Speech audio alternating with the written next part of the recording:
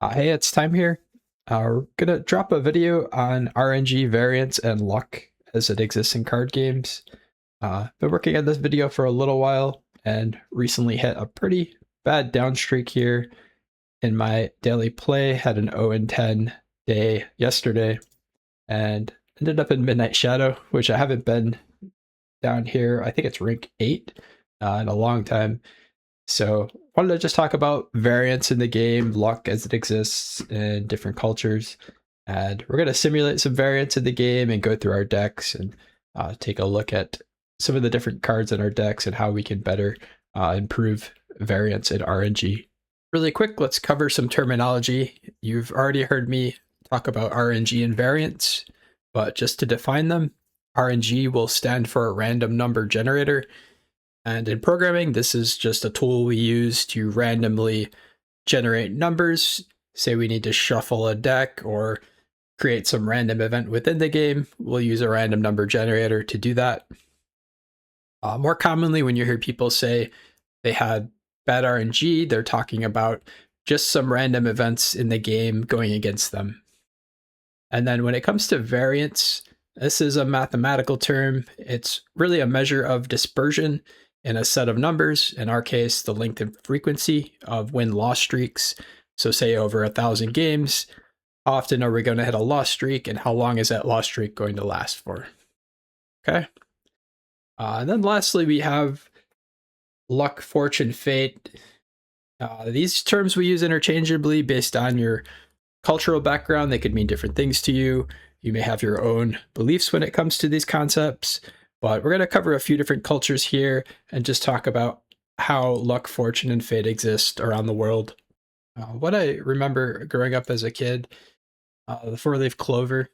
Often you could find a field of clovers, and they're most commonly three leaves, but if you pick through them long enough, you might find a four-leaf clover. It's I guess, a mutation on the three-leaf, and finding them is supposed to be good luck. We would stick them in book pages and close the books and to hang on to them as good luck charms. And similar to that, there's also the shamrock. More often it's seen as all green. The shamrock is kind of representative of Irish culture. You see it quite often and on Irish buildings, Irish parades, and such, and just another sign of luck in the West. And in the West, we consider luck sort of this thing that we either have or don't have. It can come and go, sort of this mystical thing. You see other rituals too in the West. For example, if you watch baseball, you'll see when players are walking, they'll kind of hop over the third base line. It's considered bad luck to step on that painted line. Don't know why. There's lots of other little charms and rituals, good luck charms that people believe in, have their own beliefs. We also have, there's a bit of a different one. This is 12 grapes. It's mainly in Spain and Latin America, but basically on New Year's, right at the stroke of midnight, eating one grape for each chime of the clock. So you eat 12 grapes, one for luck in each month, essentially. This is the beckoning cat. This is supposed to invite prosperity, or here it's seen in, I think, Tokyo, maybe Japan. But you'll see this across Asian cultures and just invites prosperity. And then another one we have out of Japan, this is omikuji. These are paper fortunes tied to trees. Essentially, you pull them out of like a shrine, and if you get a bad fortune, you can tie it to a tree, leave it behind. So often these ones you'll see tied up are bad fortunes people had received, didn't want to take with them. Next one we have is the, this is called the evil eye. Essentially, this is actually from Turkey. This is the blue and white Nazar bead. And in their culture, they believe that admiration and envy can curse you. So these blue and white Nazar beads, these are meant to kind of ward off envy. And also we have the kind of similar, this is the Hamza, or the hand of Fatima, Miriam. This is used in both Arab and Jewish cultures. You can see the sort of upside down hand with the eye in the middle. Also similar, kind of trying to ward off envy and such. And then we have smudging. This is sort of a ritual to cleanse spirits. You can light I'm not sure what it is, some kind of a piece of something that will generate smoke and will help cleanse things. And you can also see the red and black beaded bracelet here. That's also a charm used to, it's worn to ward off bad luck. Okay, and then we have a few more. This is in China. This is the Fu symbol. It's hung upside down for luck. So luck in China, it's sort of built into the language a bit. The number 8 pronounces similar to the word for wealth and prosper. So 8s are considered a lucky number. For example, the Beijing Olympics, when it opened, it was on August 8th, 2008 at 8:08 p.m. So 8808 at 8:08. Likewise, the number 4 sounds like the word death in their language. So the 4th floor is skipped in high-rise buildings. The same way in the West, we skip the 13th floor. 13 is considered an unlucky number for us here in the West. But also in China, red is the color of fortune, so cash is given out in red envelopes. Here we have a spirit house, and this is in Thailand. These are small shrines to keep the land's spirits appeased and fortunes flowing. So people kind of give offerings at these shrines. They'll leave good luck trinkets and such at them. At last, we have these chili lemons. These are sort of like strung up chilies and lemons together and hung outside of shops in South Asia.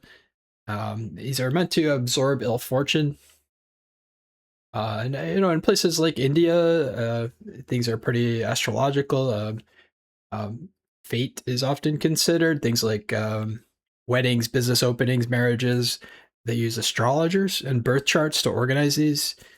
And also, interesting note, Lakshmi, the goddess of wealth, is often pictured mounted on an owl.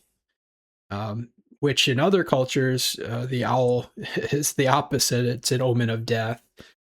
So different cultures mean different things, and I'm sure there's many more cultural beliefs. Hopefully I did justice to these. If you know of any other beliefs, I'm interested in hearing about them. Please drop them in the chat. Would be really interested in those. But now let's take a look at variance. So this is a tool we built with Claude just to help us simulate how a deck may perform across a large sample size of games. And here we have a slider. We can choose how great our win percent is on our deck. It's very unlikely you're going to have a deck running in 70%. I've had decks that can run up to maybe 60% at rank 11, rank 12, if I'm running well. But generally, maybe around 55% is the sweet spot. We're not running 50-50, we're slightly above 50-50, so overall we're winning. And that's a good spot to aim for. But what happens if we play that across 1,000 games? What is the longest loss streak we're going to experience over those 1,000 games? And here you can see below, it shows all the different loss streaks. These are the spikes coming up. And our expected worst is about 8 games. And here you can see we hit an 8-game loss streak. 100 games later, we ran into a 9-game loss streak where we just lost 9 in a row. And then maybe 50 games after that, we hit an 11-game loss streak. And we can re-roll this chart just to see different simulations. Every time we hit the re-roll button, we'll get a different simulation. So different possibilities. Here's one that ran pretty well across 1,000. Our worst streak was 7 in a row. Here's one where we hit 8 a couple times. And if you hit an 8-game loss streak, you're gonna derank. You're not gonna stay, even if you're at Mythic. You only need to usually lose a couple, and then you're gonna derank. But an 8-game loss streak, you're probably gonna drop a couple ranks. And when we hit loss streaks like that and start dropping rank, often it'll impact our play, and our play will start to change. We'll start to adjust how we mulligan. Maybe we'll start to tweak things in our deck, trying to come up with answers, but really it's just we've hit an unlucky streak is what's happening. And if we tweak this win rate just a little bit, maybe we're a little off our game. Maybe we're close to maybe 53%, and then if we can reroll off of this, we can see we'll see more spikes coming up. And if we bring this all the way down to 50%, and then we can reroll. You can see we're expected to lose about our worst loss rate to be about 9. And so this is variance. This is the mathematical proof that over time, if you play enough games, you're gonna hit a really bad loss streak. And you call it luck, call it RNG, call it what you want, but gonna happen. And then below you can see our net record over time, how we bring this up to 55 again. And you can see our downswings here. We have a total 16 game downswing over the course of like 100 games. So you can hit really bad streaks, where you just for a long period of time you're just running bad, as they say. Here's a 13 downswing. Here right in the middle we have a 15 downswing. There's a 17 downswing. And if we keep looking, we'll find here's a monster period where we really are just losing, an 18 downswing. Pretty awful there towards the end. And then you can see, for each loss streak, 61 times we'll have a 2-game loss streak. 11 times we'll hit a 4-game loss streak. That's gotta feel bad. Running a deck at 55%, but you have a 4-game loss streak 11 times, 11 different occasions across 1,000 games. It's gonna feel bad whenever you hit those 4-game loss streaks. They're just gonna feel like you're doing something wrong in your play, when really it's just RNG or luck, as you say. Now we're gonna talk about 4 different ways RNG can appear within the game. And these first 3 are gonna be sort of out of your control, nothing you really do about it. It's just bad things that can happen to you. And when they do, you have a bad game or a bad series of games. It happens. And just outside of our control. So not really nothing to worry about, but something to be aware of. And the first is going to be in our opponent selection. And now, our opponents, the matchmaking system in GU is going to do what it does, and nothing really we can do about it. It's just outside of our control. And, this can hit us in a few different ways. The first is you can just have a bad matchup. Given the deck we're playing, there's going to be certain decks that, might run 60% plus against it. You can even run into something called a hard counter. And that's a deck that just, 80%, 90% of the time is going to beat you. And nothing you can do about it. It's just the deck happens to counter you very hard. That's just part of the game. And the third way here is if we run into a really good player. And they're out there. There's a few very good players in this game. And sometimes you'll match into them and they have just been playing the game for a very long time. They understand pretty deeply some of the concepts within the game, and even have been playing other card games for many years, like Magic the Gathering and Hearthstone. And if you run into a good player, you just might get smoked. Nothing you can do about that. But then over here, our second way is going to be in our starting hand. And our mulligan. When we start the game, we're presented with our hand, right? We get our mulligan. We have our 3 or 4 cards here. And we're able to discard cards. So maybe we have, you know, a 7 drop here that's really good that we want to hold on to, maybe a 5 drop, and then maybe, you know, we have a couple 6 drops here, which are, we don't really need them early on. And so we're looking at this hand as a starter, and we're doing our mulligan and saying, well, we're going to need a turn 1 or turn 2 play. So we're going to have to get rid of some of these high mana cards. And our two options are maybe these 2 6 mana cards. Maybe we want to keep the 7 and the 5. So we're looking at these 2 6s. So which one do we choose? Often we don't even think about it, and we'll just pick either one. But it does matter which one you choose here. If for example, this 6 mana card, and this is a little tip, thanks to Copper Pitch. If you check out his YouTube series, introductory series, it's a bit dated. He made them some years back, but it's still very good content. But he taught me this mulligan trick in one of his beginner videos. Now, this 6 mana card here, say you have 2 copies in your deck, and maybe this card you only have 1 copy. It's much better to mulligan this card. The reason being, you're guaranteed not to see this card again in your mulligan if you get rid of this. If we got rid of just this 6 mana here, and it's only 1 in the deck, we won't see it again in our mulligan, but also it's possible we pull another copy of this one, which we don't need either. But mulliganing this, we're guaranteed not to see 2 cards. So it really speeds up our mulligan. It's a nice little trick for your starting hand. But sometimes, you know, we'll do our mulligan and we'll just keep drawing high cards, and we'll end up with no turn 1 or turn 2 play. And that's just unfortunate, you know, based on our deck construction, and just having a bad starting hand or mulligan is another way RNG can hit us in this game. And then moving on to the third way. This third way is going to involve any draws, combos, or top decks. And you know, when we say top decks, this is really talking about like drawing a card off the top of your deck that makes a big impact, saves you in some way.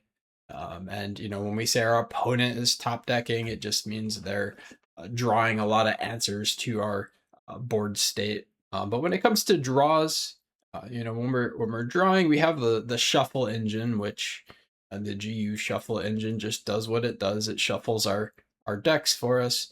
But one way we can kind of stack the deck for ourselves is the foresee keyword.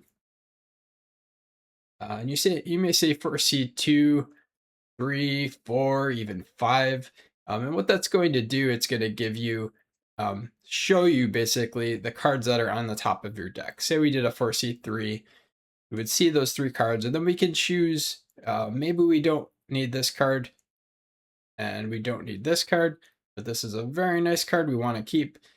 We can choose these 2, and then what it'll do, the foresee keyword will put those 2 at the bottom of your deck. It won't shuffle them into your deck, it'll place them at the bottom of your deck. So keep that in mind when you do use the foresee keyword, that if it's a card that you don't need right away, but you might need in a few turns, you don't want to always put it at the bottom of your deck. It may be better to draw it, you know, unless you have a deck with a lot of foresee. That's possible too. But then our combos, sometimes we don't draw the right cards to pull off our combos. Sometimes our combos are disrupted by our opponents. Lots of unlucky things can happen with our combos. It just doesn't fall right, especially if we're playing one of those decks like a Nubians. It just requires a lot of cards to combo together. And then lastly, our top decks. You know, if our opponent is drawing well, drawing cards that have answers every turn and top decking us, sometimes it just happens. You know, if you play enough games, you're going to run into that one game where it just seems like your opponent has answers every turn, turn after turn, and nothing we can really do about that. It's just RNG hitting us. Now, this fourth category, these are ways where we can sort of control RNG a bit better, and this comes down to our deck construction. Since we can choose Usually the 30 cards that are in our deck, what we can do is we can look at certain keywords and either include them or remove them from our deck based on how much RNG we want to include in our gameplay. And of course, the number one keyword is going to be the random keyword. It's going to be about 15% of all GU cards have this keyword. It's something like 330 cards. Might even be more than that. But that's the number one keyword you want to look out for. If you feel like you're experiencing a lot of RNG, maybe look at your own deck, start there, look at how many of your own cards have random on it, and then consider if you want to keep them. Some more keywords, we have a few. There's confused.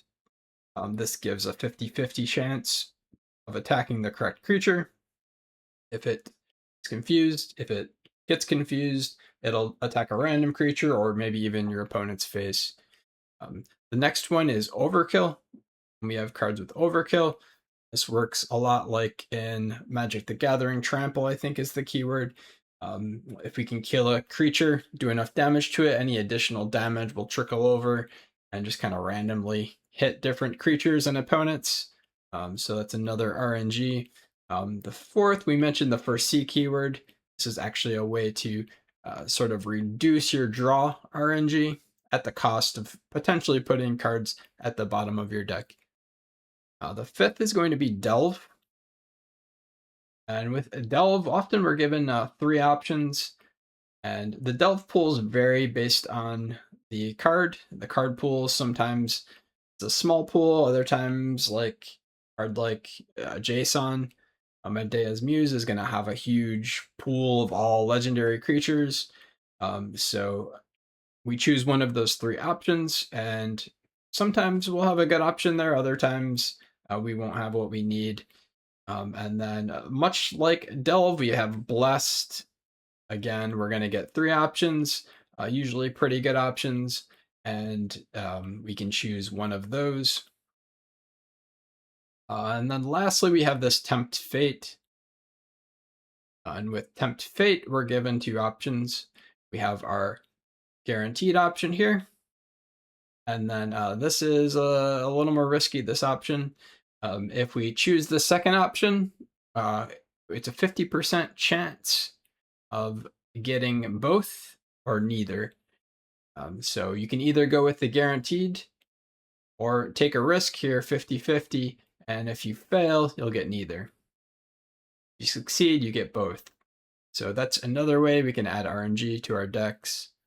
And then there's other cards. We won't go through the specific card names, but lots of cards in control decks that will do things like you can, look at your opponent's hand, remove cards from their hand. You can gain control of your opponent's creatures. You can do things like put order on creatures or even remove creatures from the board. There's obliterate spells, all sorts of different ways. You can sort of try to control the randomness that's happening in the game. And we won't go into specific cards there. But again, those first 3 categories, they're just going to happen. Sometimes you might end up with all 3 of these happening at once, and you're just going to have a really bad game. Nothing you can do about it. And then, sometimes even one of these categories just going bad for you, like maybe just you have a really good player you match into, or just a really good matchup for your opponent.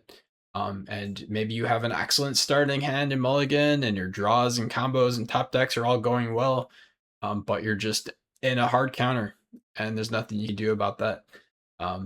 But those are out of your control. And then with these others, I like to include some randomness in my decks. I feel like it's fun. So often I'll put a lot of these into my decks. Not too much. You don't want it to be a complete casino, but I really like to have a little bit of randomness in my games. I think it makes it fun. So choose how much is comfortable for you, and then with the rest of it, it's out of our control, and so don't worry about it. So now we're going to look at 3 decks we're playing pretty frequently on stream. The first is our Dread Death deck with our Valigen Dread Trawler. The second is our War Singleton, and the third our Death Evolve combo, the Everborn Death. And if we look at each of these, we can kind of see how RNG may impact us.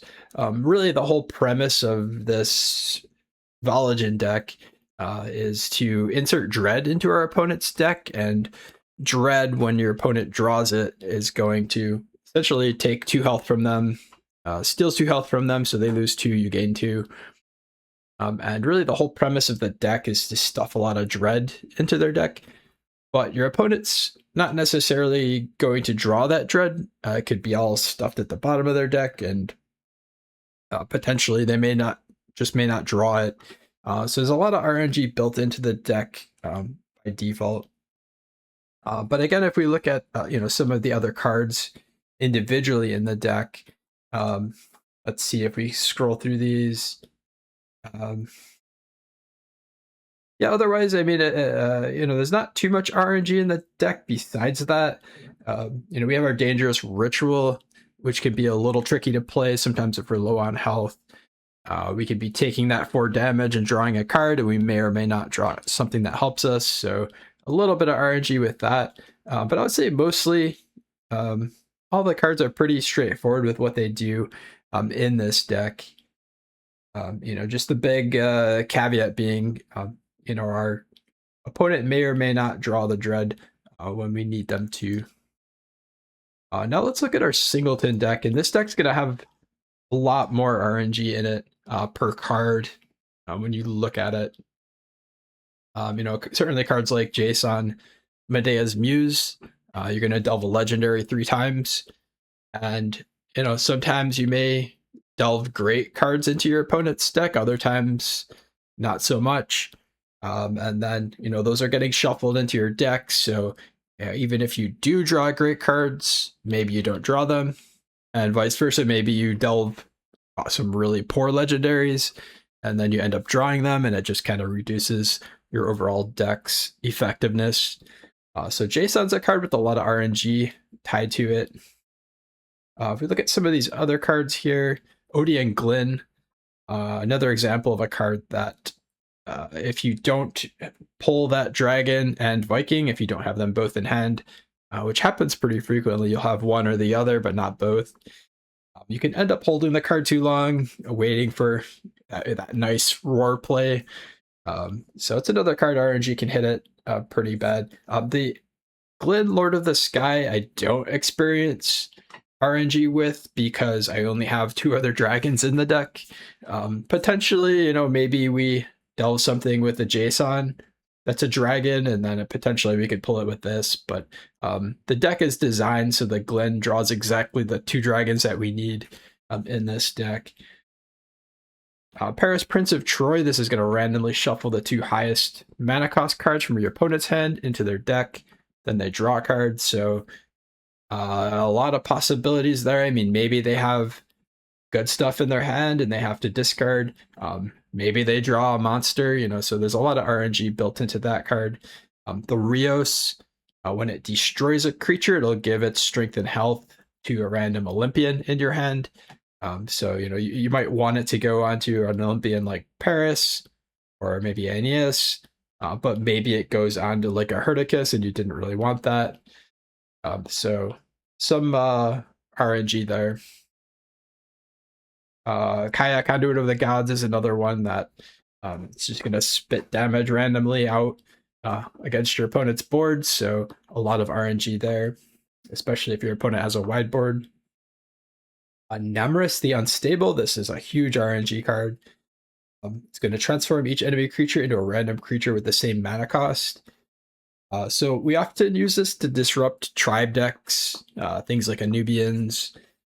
Maybe your opponent's buffing their creatures up really strong, and they have a bunch of kind of mid-range creatures that have gotten pretty beefy. Dropping this will kind of bring that whole range down a bit. But also, you run the risk of transforming a monster. I went against Coconut the other day, and I transformed a 9 mana creature and ended up they had like a 15-15 on board or something, and they killed me the next turn. So it could be hit or miss, this Nemris. I have to use it carefully.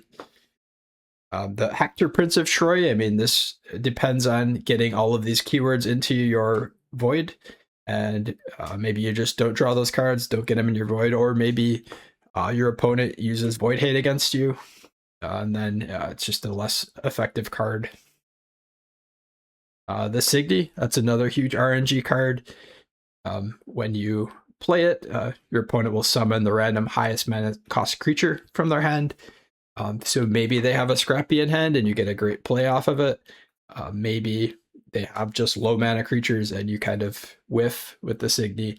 Often into certain decks, like if you're going into, say, an Arandian Magic, you really need to hit with this, and if you miss, could cost you the game.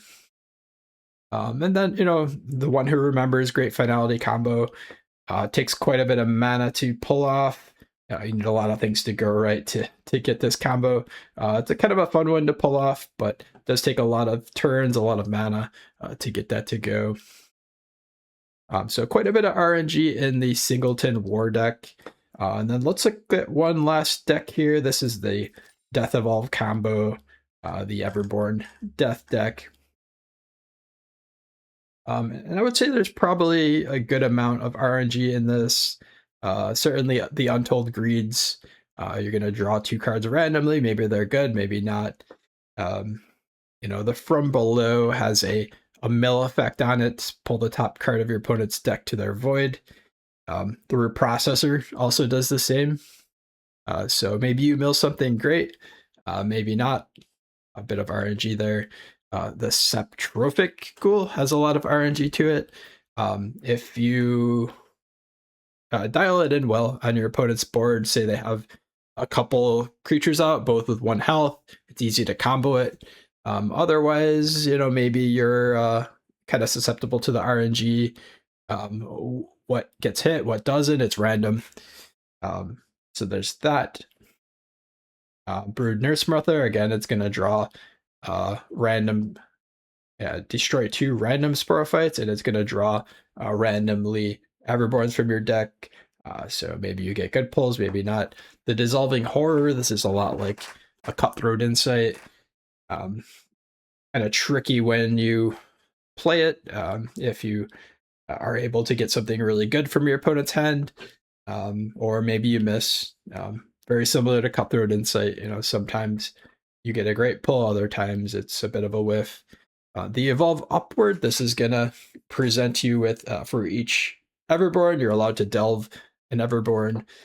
So sometimes you get great options from this, other times not. It does go off of the mana cost, so if you have a board full of like 1 mana Sporophytes, you might end up evolving some really low creatures. You could still potentially evolve something big like an All-Consuming or, Rending Queen.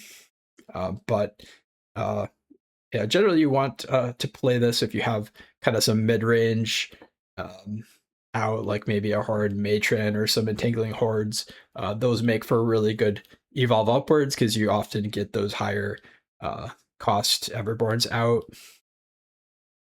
And then, looking at the rest of this stuff, it's pretty straightforward. I think the rest of these cards, not too much RNG with them, really. What they do is what they do. And then, you're All-Consuming. This is kind of your finisher often, and sometimes opponents will obliterate it. But there are tricks to get it into your void and pull it back, and you could potentially get 2 or 3 of these out.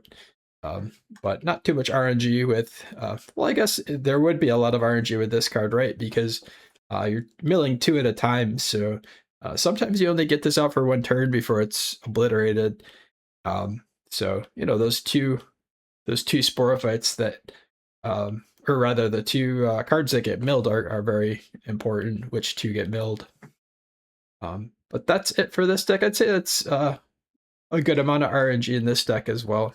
Okay, that's it for this video. I hope you enjoyed. Don't forget to tune in to my Twitch stream Monday through Friday, 9 a.m. Eastern. And we'll catch you in the next video. Good luck out there.